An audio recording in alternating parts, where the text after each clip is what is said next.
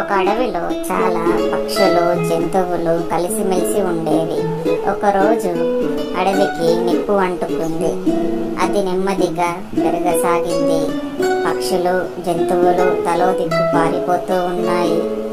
చేతగానివి మంటల్లో పడి చచ్చిపోతూ ఉన్నాయి.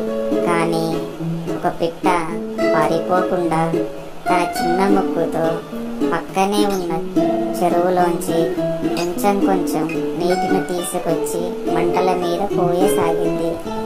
ఇది చూసిన ఒక కొంగ, ఓసి తిక్కదానా, నీవు పిడికెడంతా లేవు, నీ చేత ఏమైతాది?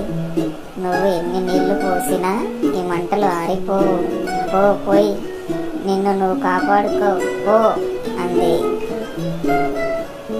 పిట్ట చిరునవ్వుతో, నిజమే, నా ఒక్కదానితో కాకపోవచ్చు, కానీ చినుకు చినుకు కలిసే కదా వానగా మారేది. అడవిలో అన్నీ చేయి కలిపితే అడవిని కాపాడుకోవడం ఎంతసేపు అని అంది. ఆ మాటలు కొంగతో పాటు ఇతర పక్షులు జంతువులు కూడా విన్నాయి. నిజమే కదా అనుకున్నాయి. వెంటనే అవన్నీ కలిసి పారిపోవడం ఆపి మంటల మీద నీటిని చల్లడం మొదలు పెట్టాయి.